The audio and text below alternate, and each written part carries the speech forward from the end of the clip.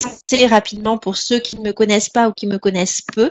Donc, je m'appelle Flora. Mon vrai prénom, c'est Florence, mais tout le monde m'appelle Flora. Et cela fait 3 ans que je développe avec grand bonheur l'activité TLC.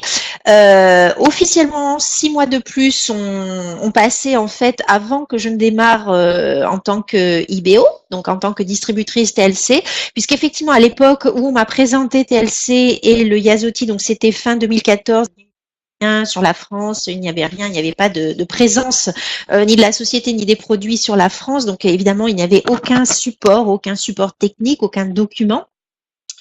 Eh bien, donc, c'est passé par une phase de préparation, une phase de traduction d'abord des produits, traduction du concept. Et puis, tout simplement, il a fallu aussi que j'apprenne à maîtriser le plan de rémunération parce que je vais être tout à fait honnête et humble avec vous. Je connaissais la vente à domicile, la vente directe, mais tout ce qui était marketing de réseau pur avec un plan de rémunération et un système binaire et tout ça, ben, pour moi, c'était du chinois. Je ne connaissais rien, je ne comprenais rien. Je vais être tout à fait franche. Et il m'a fallu du temps déjà pour intégrer ces notions, les comprendre depuis l'anglais et ensuite pouvoir après les transposer et les rapporter donc en bon français compréhensible pour nos futurs partenaires. Donc ça m'a demandé 6 mois. Ben oui, ça s'est pas fait tout seul. De préparation et donc je me suis lancée dans l'activité ensuite à l'été 2015.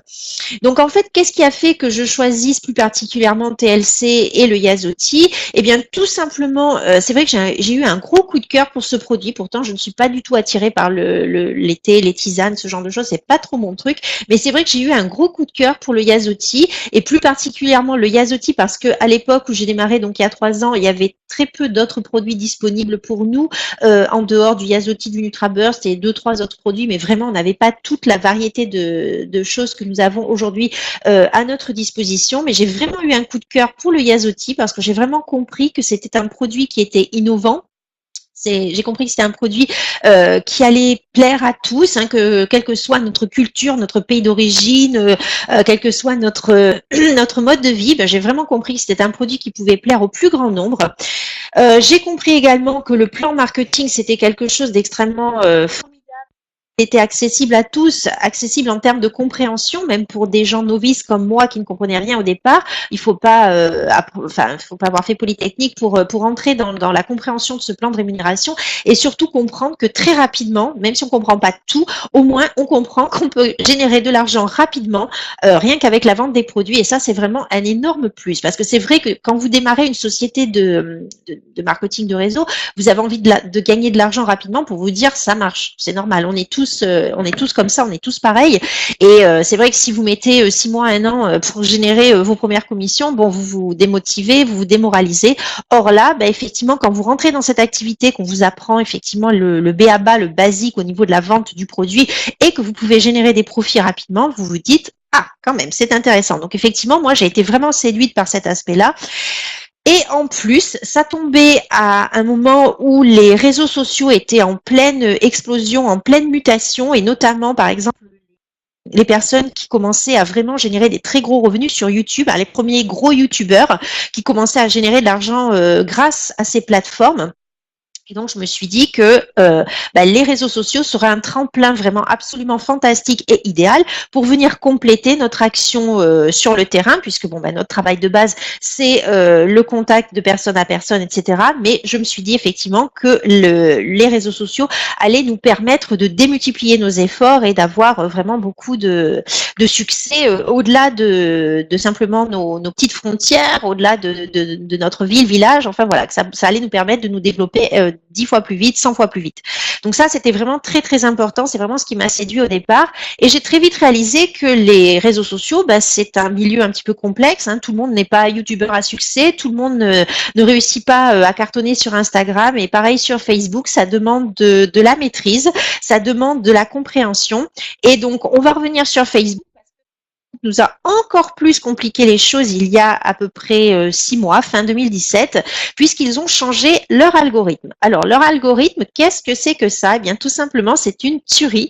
C'est une grosse machine de guerre. C'est un système qui étudie et analyse et décortique tous vos comportements sur Facebook en particulier et qui va venir vous donner ce qu'on appelle un score d'engagement. Donc, c'est un score qui va évoluer au fur et à mesure, au fil de vos actions, en positif ou en négatif.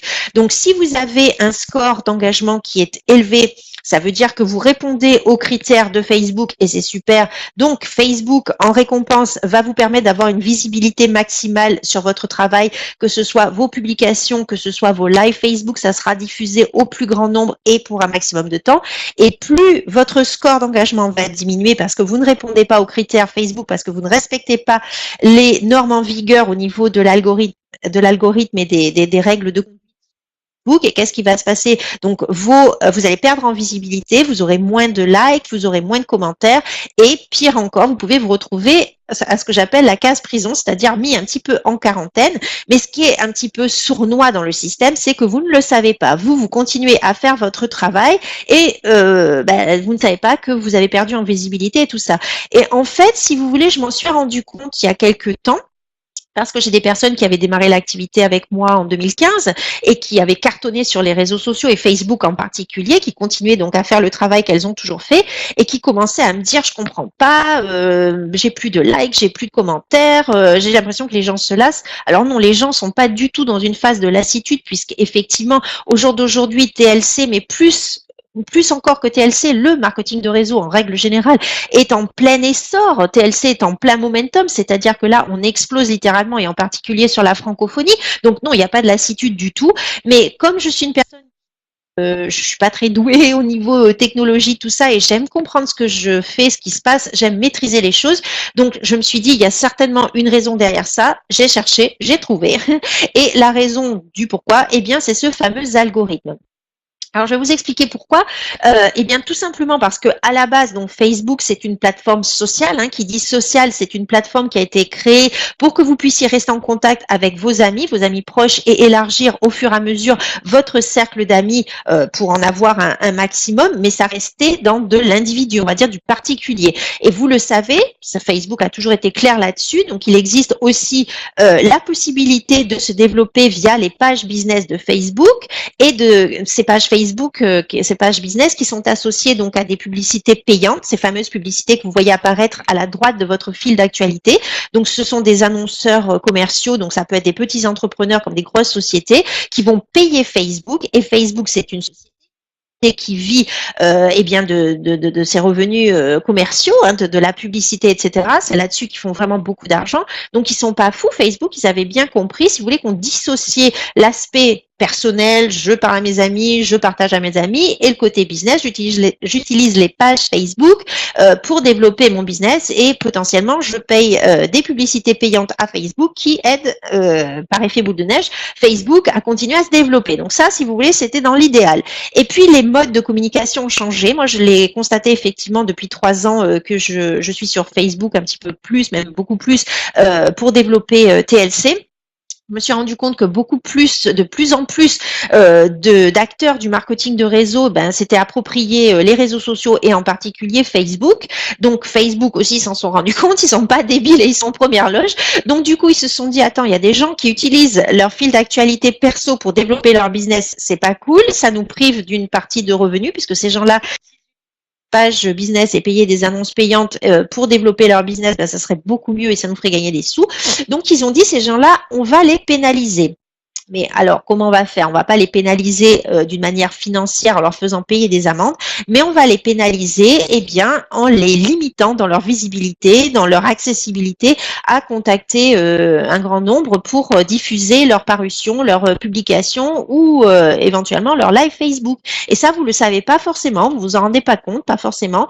Et en fait, c'est comme si vous travailliez pour rien, vous passez du temps sur les réseaux sociaux, mais bon, très peu de portée, et peut-être que vous en êtes rendu compte ou peut-être pas, mais voilà. Sachez que ça existe et qu'il y a une raison derrière ça, c'est ce fameux algorithme Facebook.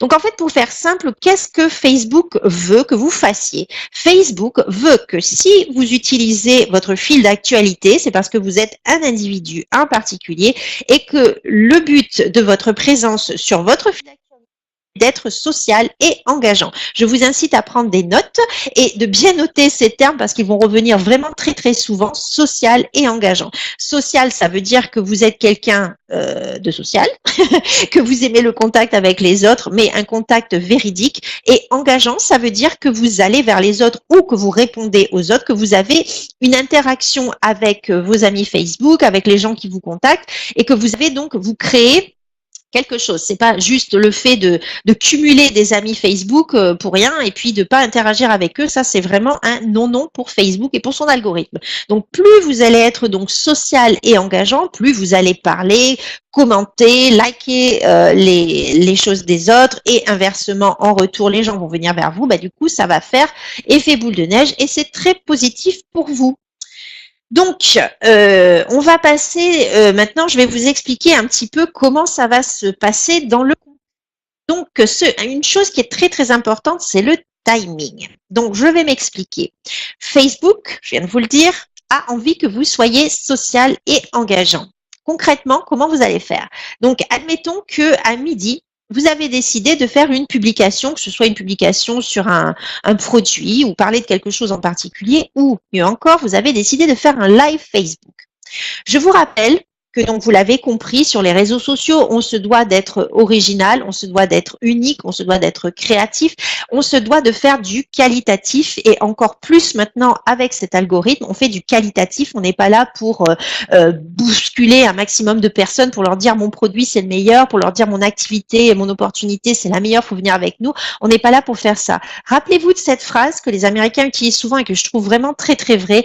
On est là pour chercher ceux qui nous cherchent. C'est-à-dire qu'on est là pour interagir avec des gens qui ont un réel centre d'intérêt, par exemple des futurs clients qui ont vraiment un intérêt, voire nos produits, ou alors des gens qui ont envie potentiellement d'intégrer notre activité. Donc, qu'est-ce qui va se passer? Donc, comme je le disais, je reviens sur mes pas, vous avez décidé à midi de faire un live Facebook, et bien dans les 10-15 minutes qui précèdent, vous allez faire une phase de warm-up. Donc, pour ceux qui aiment la Formule 1, ça vous parlera, une période une phase de préchauffage. On va préchauffer l'ambiance, on va faire monter la mayonnaise pour que vous puissiez vous assurer une visibilité maximum. Qu'est-ce que ça veut dire? Dans les 10-15 minutes qui vont précéder votre live ou même votre simple publication, vous allez aller sur votre fil d'actualité. Donc, vous allez défiler, mais vous n'allez pas faire que défiler. Ça, c'est pas du tout l'intérêt de la chose.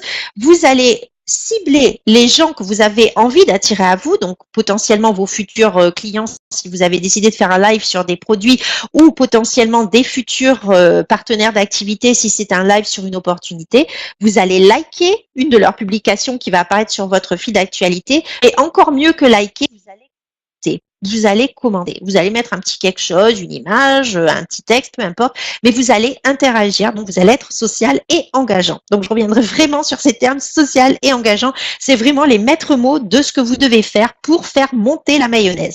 Là-dessus, l'algorithme vous repère, il se dit, waouh, cette personne, elle est sociale et engageante, elle fait exactement ce qu'on lui demande de faire sur Facebook, elle interagit avec les autres, donc du coup, score d'engagement vers le haut. Qu'est-ce qui va se passer? Lorsque vous allez démarrer votre live ou lorsque vous allez poster votre publication, elle va être diffusée au plus grand nombre, donc visibilité maximale. Et surtout, ce qui est très intéressant, c'est que ça va durer dans le temps. Parce que si vous avez un score d'engagement haut, c'est super. Si vous avez un score d'engagement très haut, bah, c'est encore plus super parce que du coup, ça va aussi rester dans la durée. C'est-à-dire que votre live, il va être reporté sur plein de fils d'actualité. Votre parution, elle va revenir sur plein de gens. Donc, vraiment, c'est du top. Mais votre travail, il s'arrête pas là parce que s'il y a la phase de préchauffage, on a aussi la phase de post-chauffage. Qu'est-ce que c'est? Ben, ça va être le même principe dans les 10-15 minutes qui vont suivre votre post, votre publication, votre live Facebook. Vous allez de nouveau être social et engageant et vous allez de nouveau interagir avec les gens qui ont commenté sous votre photo ou les gens qui ont laissé des commentaires sur votre chat lors du live. Vous allez leur répondre des petits mots, ce que vous voulez, peu importe. Le tout, c'est d'interagir et donc de maintenir, de créer, voire de rebooster votre score d'engagement. Donc ça, c'est vraiment très, très, très, très, très important, cette période de pré- et post-chauffage. Même si c'est pas du bon français, c'est pas grave. Vous aurez compris le principe, ce que je voulais vous dire. Ensuite, on va maintenant parler des petits boosters de score d'engagement parce qu'il y a des petites astuces aussi qui peuvent faire que vous allez améliorer votre score d'engagement sans avoir à faire des trucs extraordinaires. Donc, score d'engagement, ça peut passer par des visuels. Donc, je vous explique pourquoi je vous dis ça. Parce que Facebook, il y a quelques mois, a racheté Instagram. On l'a dit, Instagram, c'est une plateforme de visuels, d'images, très important. Et pour faire un résumé, Facebook se marie avec Insta. Insta aime les photos. Résultat, Facebook aime les photos. Donc, l'algorithme de Facebook, il va vous demander aussi de répondre à ce critère que lorsque vous faites un post, vous mettez une image. C'est ludique, c'est fun, c'est interactif, ça attire l'attention des gens, de vos amis potentiellement, puisque, je vous le rappelle, Facebook se dit que vous êtes là pour interagir avec vos amis et non pas pour faire du business. Mais vous pouvez tout à fait faire une publication qui parle d'un de vos produits et mettre une photo de votre produit.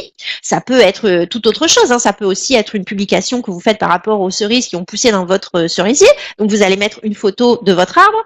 Et puis, si c'est, imaginons, une publication qui est plus, on va dire peut-être du développement, quelque chose sur la motivation, et là vous vous dites ben mince, j'ai pas de photo, eh bien vous allez tout simplement sur Facebook, vous allez essayer de maximiser votre score d'engagement en rajoutant une photo. Ça, c'est vraiment un gros plus. Associer un texte avec une photo, ça plaît à l'algorithme, ça plaît à Facebook, ça plaît à tout le monde, ça vous fait remonter. Donc ça, c'est très important.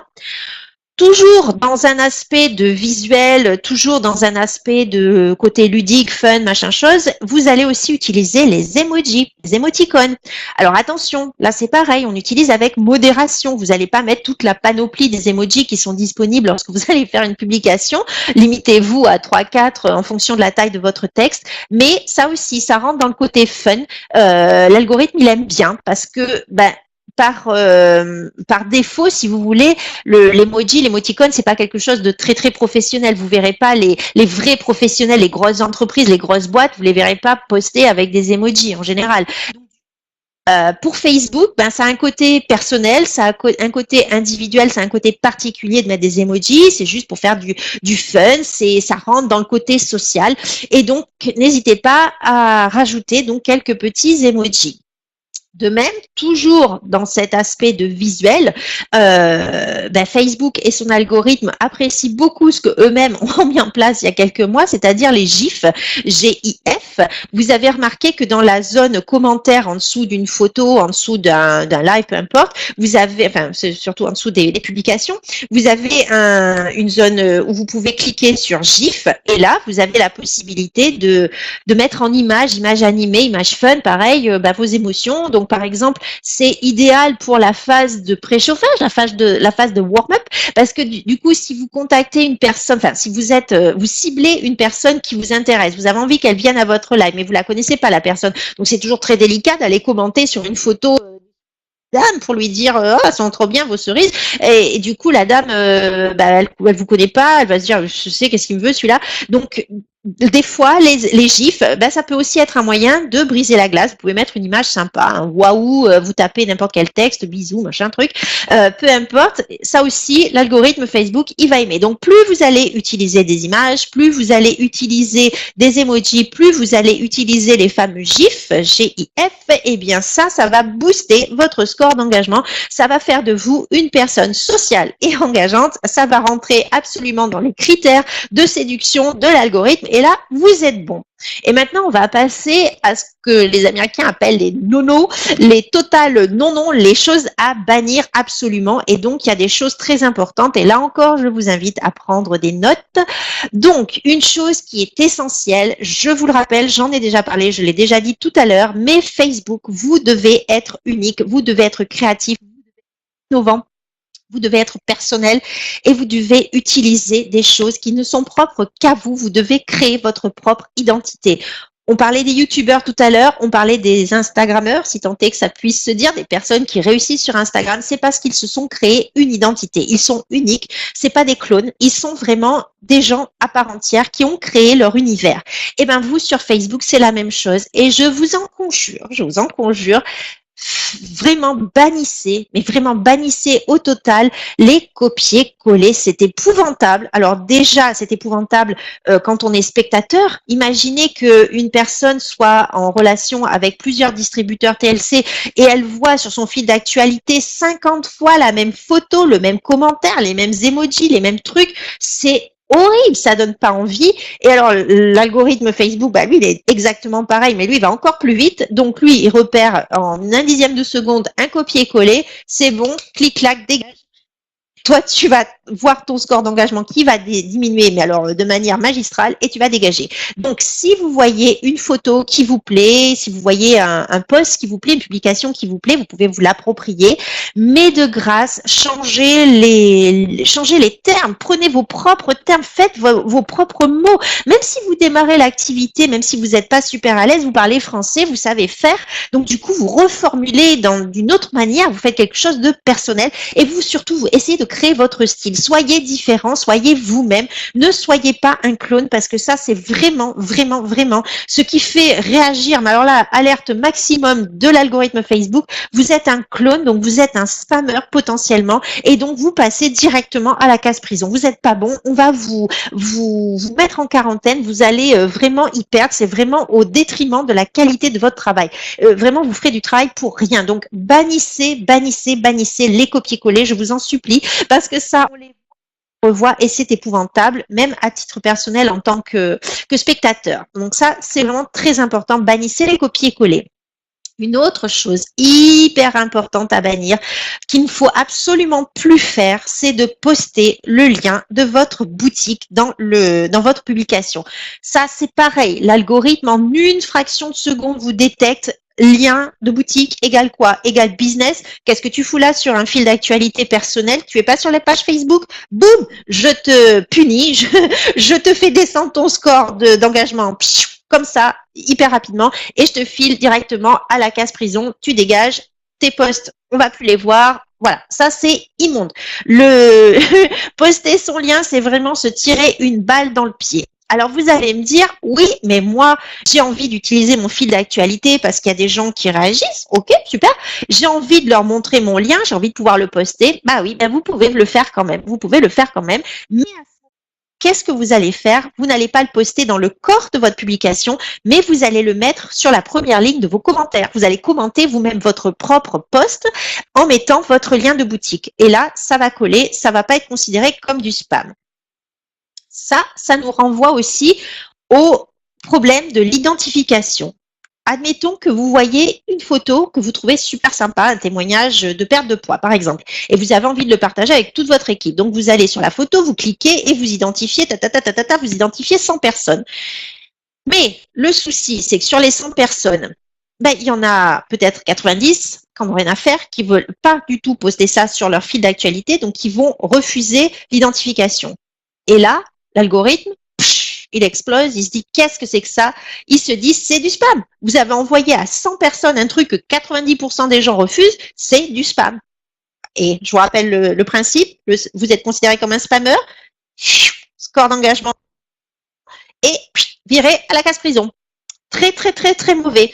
Donc, si vous avez envie d'identifier vos partenaires, bon, je sais que la plupart d'entre vous maîtrisent cet aspect-là, mais vraiment continuez à faire ça. C'est-à-dire que vous n'identifiez pas en cliquant sur la photo, mais vous mettez dans le commentaire, en bas, vous mettez les noms des personnes. Et là, c'est le même principe que pour le côté identification. Et c'était quoi que j'avais dit? Ah oui, le lien de votre boutique. Hein, on utilise la zone commentaire. D'accord? Ça, c'est clair.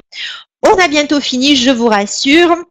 Je vais parler d'une dernière chose qui a trait au Messenger et au nombre de vos amis Facebook. Si vous avez déjà fait du marketing de réseau dans les années passées, on vous disait, vas-y, sur Facebook, tu rajoutes un maximum de monde et tu parles à 5-10 personnes par jour. Ça, c'était avant. Surtout, ne faites plus ça. Si vous faites ça au jour d'aujourd'hui sur Facebook, vous dégagez, score d'engagement, case prison, vous repartez à zéro. Pourquoi? Je vous explique. Facebook, ils se sont dit, une personne moyenne, normalement constituée, n'a pas 5000 amis. Ça n'est pas possible. 5000 amis, c'est le maximum qu'ils vous tolèrent dans votre liste d'amis. Mais ils se sont dit, c'est pas possible. Une personne qui a 5000 contacts, c'est que elle fait du business. Donc, du coup, attention, celle-ci, potentiellement, à risque, on va peut-être pouvoir la dégager si elle, elle essaie de truander l'algorithme. Donc, du coup, 5000 amis, c'est trop. Donc, déjà, dans un premier temps, faites un tri. Les gens qui ne vous servent à rien, c'est pas horrible de les enlever. Hein. Il y a des gens avec lesquels vous n'avez jamais eu aucune interaction. À quoi bon les garder dans votre liste d'amis? Ils en ont rien à faire de ce que vous dites et vous en avez rien à faire ou voire même vous voyez jamais leurs publications. Dégagez-les. Voilà. Vous limitez, vous écrémez votre liste d'amis. Ensuite, si limitez-vous à 1000, 2000 contacts, c'est bien suffisant. C'est déjà beaucoup. Lorsque vous avez des demandes d'amis, c'est pas pour autant que vous allez les rejeter, bien entendu. L'idéal, c'est qu'ils ne vous ajoutent pas en ami, mais qu'ils cliquent sur follow ou suivre, hein, qu'ils suivent votre actualité, parce que là, ça n'impacte pas votre score d'engagement. Bon, si vous demandez en ami et que vous pensez potentiellement que c'est une personne intéressante, vous n'allez pas refuser tout le monde. Donc, vous pouvez très bien ajouter cette personne, mais en échange, vous allez virer quelqu'un de votre liste d'amis. Vous ajoutez 5 personnes, vous dégagez 5 personnes de votre liste d'amis, d'accord? Pour rester dans un cadre modéré et pouvoir avoir une liste d'amis potentiellement cohérente. Et je vous dis ça également parce que effectivement, là encore, vous allez agir avec modération. Bien entendu, vous n'allez pas ajouter 5 à 10 personnes par jour parce que là encore, c'est signal d'alarme, c'est qu'est-ce qu'il nous fait celui-là ou celle-là? C'est pas bon. Et alors, il y a autre chose maintenant que vous devez faire impérativement lorsque vous avez des nouveaux amis Facebook. C'est votre Messenger. Je vous explique là encore pourquoi. Parce que l'algorithme Facebook, il passe vraiment partout, il analyse vraiment comportement dans le moindre détail et il va jusqu'au Messenger. Alors, je suis pas en train de vous dire qu'il épie vos conversations, c'est pas ce que je vous dis. L'algorithme, il s'en fiche un petit peu de ce que vous racontez. Simplement, il va regarder, là encore, si vous êtes social et surtout si vous êtes engageant, c'est-à-dire qu'il y a du répondant lorsque vous avez des communications écrites avec des personnes sur Messenger. Ce qui se passe, vous parlez avec votre copine, donc vous lui envoyez un message, elle vous répond, vous répondez, elle vous répond, ça c'est nickel, ça rentre tout à fait dans les critères du social et engageant puisqu'il y a une communication suivie, il y a du, voilà, même si vous ne parlez pas tous les jours, mais bon, voilà, l'algorithme sait déchiffrer le fait qu'il y a communication, interaction entre les gens. Maintenant, vous allez avoir une nouvelle personne sur Facebook, un nouvel ami. Si vous ne faites rien, l'algorithme se dit, oula, celui-là, il a demandé en ami, l'autre l'a accepté, il n'y a rien qui se passe, pas bon, pas bon. Pas bon, pas bon, c'est un signal d'alerte, ça aussi.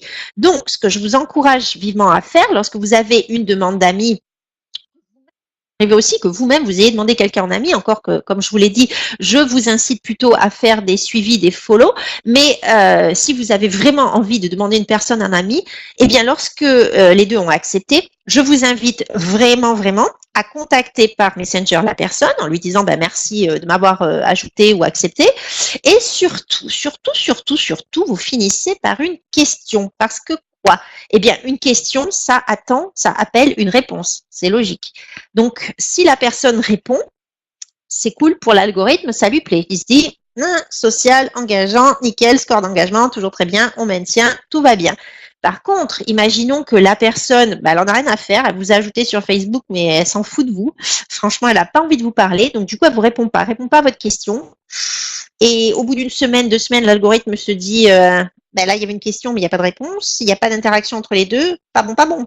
Donc, du coup, vous, soyez vigilants. Si vous avez réalisé, c'est-à-dire que vous avez une nouvelle personne, une nouvelle amie, vous avez écrit, vous avez terminé votre message par une question, il n'y a pas de retour. Au bout d'une semaine, 2 semaines, on vire.